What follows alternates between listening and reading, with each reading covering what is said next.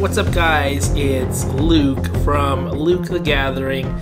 Thanks for watching the video, I really appreciate it. Tonight, I actually just participated in another D&D booster draft. I think we had about 12 or 14, I forget how many. I was in a pot of 6, but quite a good amount of people were at the tournament today. Lots of fun.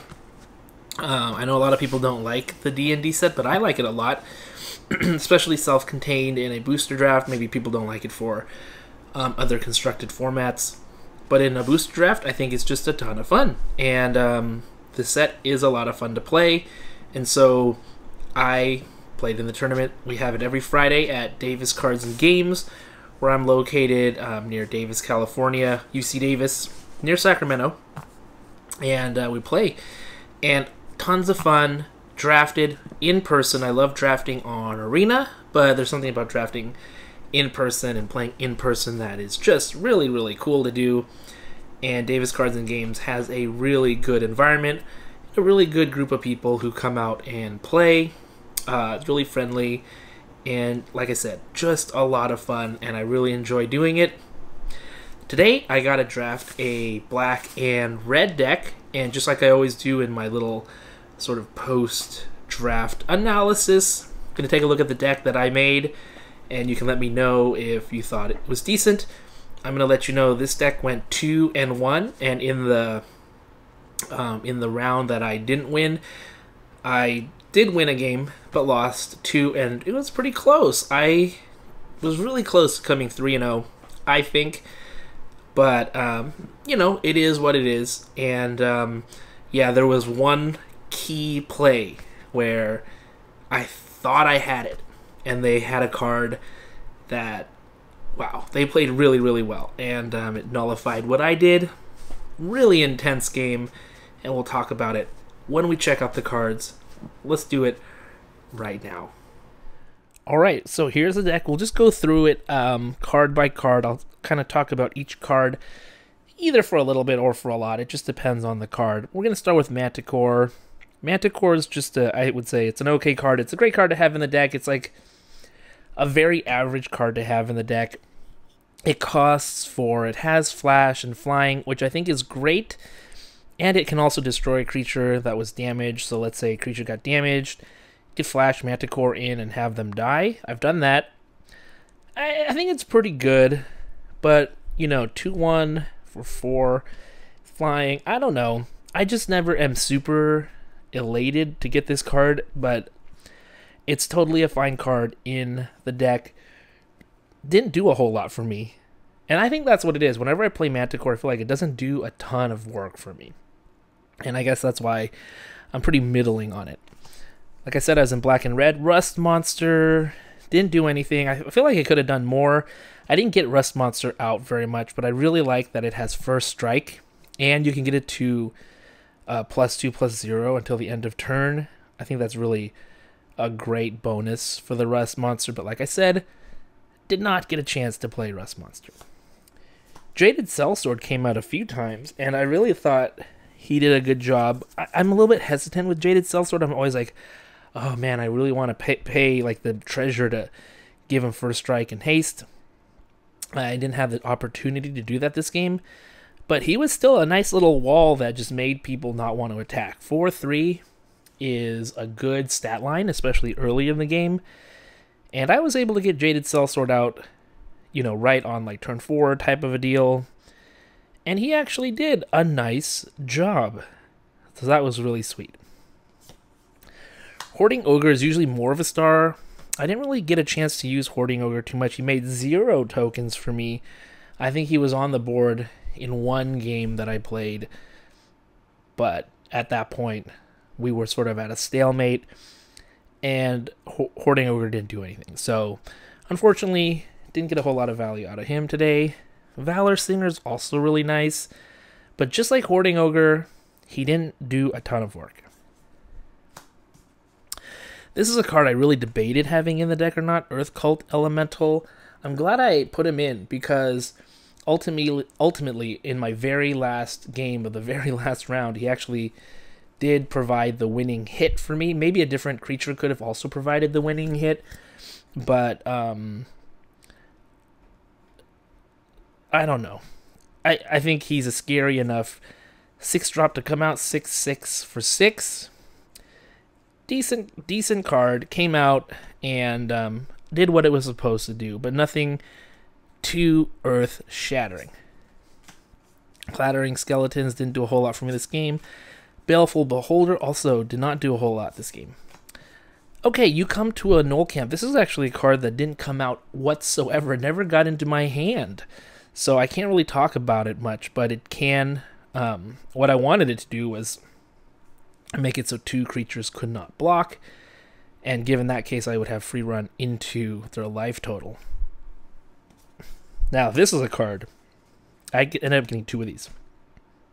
And there were a couple people playing white, and so I sideboarded in like the 2 that I got. Did a magnificent job. I mean, this card just wrecks white. I killed like 2 planner allies in a game, back to back with Ray of Enfeeblement, and then I also killed a white dragon with it. So really, really cool card against white. Against other colors, I think I only was able to use it once. I killed like a goblin token, so whatever. But nice card, and did a really sweet job for 1 black mana. Really nice pickup. This card put in a lot of work for me. Demogorgons, Clutches. It just sucks to have to discard 2 cards out of, your hand, right? So making your opponent do that is just a great feeling. And then when they mill the cards, like I saw 2 black dragons just get milled off the top in 2 separate games. And then they lost 2 life. So I just love this card. It just sucks to get hit by this card, and I know how bad it is to get hit by this card because it's hit me before. And so when I saw this, I was like, I gotta take this. It's definitely a really nice card to like just kind of punish your opponent a little bit, especially if you get it early. It only costs 3 at the beginning of the game. You kind of make them lose cards from their hand. It's just amazing. Hive of the Eye Tyrant. Now I play a lot of these. I've gotten these, in different drafts, and I feel like I hardly ever use the creature ability. The games go fast, right? And like AFR is kind of it's a format it's fast. You don't really get into like super long games. That's what I found. And paying 3 and a black to turn this into like a beholder creature just didn't happen. Just didn't happen very much. Or I should say, didn't happen at all. I considered it a few times, but it just never happened. So, didn't do a whole lot. Improvised Weaponry. I never got this card in my hand. I would have loved this card. Now, I think I had it once, and I had a mulligan. And so that was the only time I ever saw it. I think this card's great. Anyways, I would always take it. Critical Hit. Everyone hates this card that I've seen online. They just bash it. I think it can come out of nowhere. Give someone double strike. Yeah, I just think it can work. But actually, I never used it. Not because it was useless. It just never came up in my hand. Price of Loyalty. Now, this is the card I want to talk about. This card won me. How many games does this win me? Like 2 games. Just flat out won me the game, taking over their creature and using it against them to win. This is how nice this card is, especially with the treasure. I think every time I used it, it was with treasure. And then Price of Loyalty, the one game that I lost, they had a flyer. They put fly like on one of those like knifey blue creatures that can like either, I think, draw a card when they hit. I took their creature that did that had fly on it, and they used the Scion guy flashing in to tap that creature. That was the winning condition for me, and by flashing in and tapping that creature, I couldn't do it, and they won on the next turn. Oh, it was that, and that was the one round that I lost. So, really good play on their part. I can't fault them for that. I think it was just a well-played game from both of us, and those always feel good, even if it's a loss on my part. So Price of Loyalty did its work. Hoarding Robber, I feel like always does work. 1-3, that 3 defense at the beginning of the game is so good, and when he can deal damage, you get those treasure tokens. So I love it. Just a really nice card. Generated treasure for me. That was cool. Vampire Spawn got 2 of these. This guy put in work too. Like, this guy has 3 defense, deals 2-bit damage, and I often get both of these guys out, so it was like 4 total damage for them, and then +4 for me for both of them. And I just think that's outstanding. Goblin Javelineer, also really nice. I love the 1-drops in this set. Really good stuff. He's not really like a 1-1. He's like, he can kill a 2-2 because of his ability. And so that makes him a bit scarier for people to block. I got the Forsworn Paladin. Someone actually pulled the Westgate Regent, and I had to play against that, and thankfully won that round, even against Westgate Regent.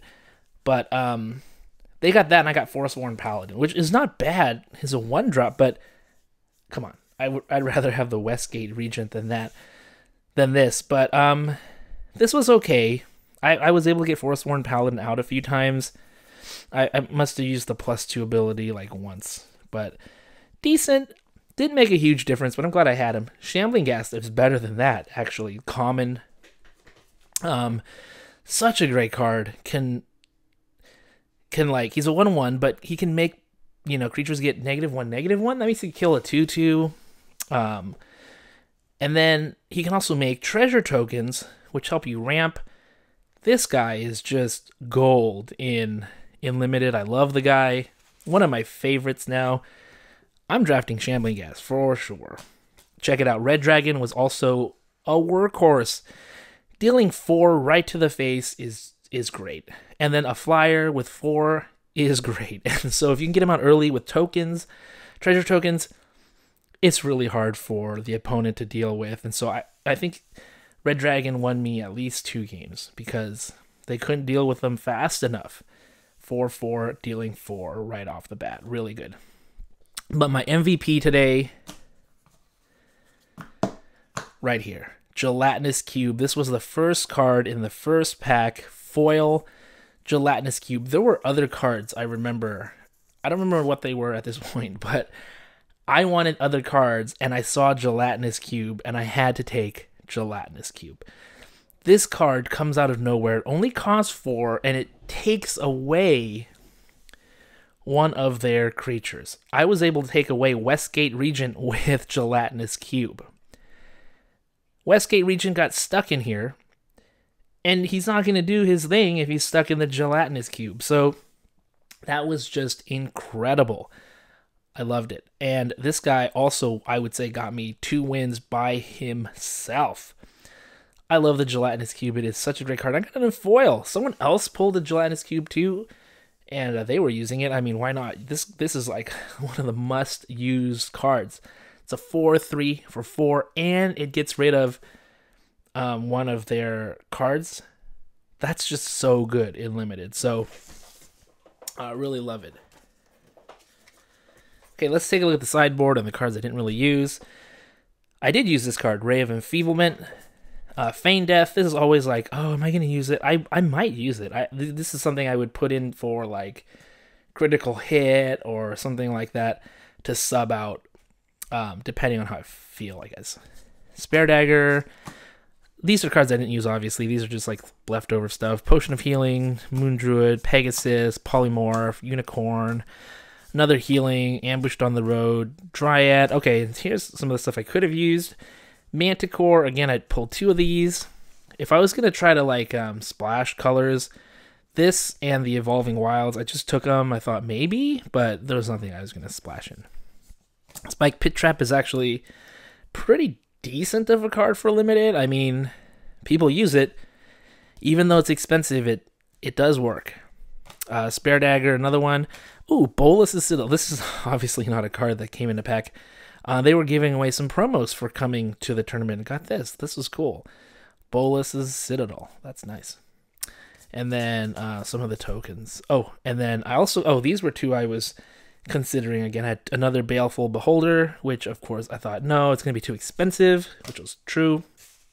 And then the Fireball, yeah, just too expensive for 5. That just makes me not want to play it.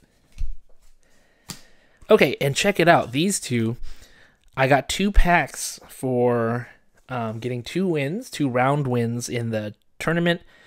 And in the 2 packs, I got some pretty nice rares. I got a Volo Guide to Monsters in the showcase, old school D&D art. And then I've got a Mythic Zariel Archduke. So these were sort of like prizes that I got. That was really cool. I just had a great time. Love the gelatinous cube. One of my very favorites from this set, for good reason. Let me know what you thought of these. This draft deck. You think it would do okay if you had it in hand? I thought we had great stuff. The only thing I think I was missing was I didn't have as much removal as other folks did, but the gelatinous cube was kind of part of that. Other than that, I just had a great time tonight, and I can't wait for the next draft. Thanks for watching the video, and I'll see you next time.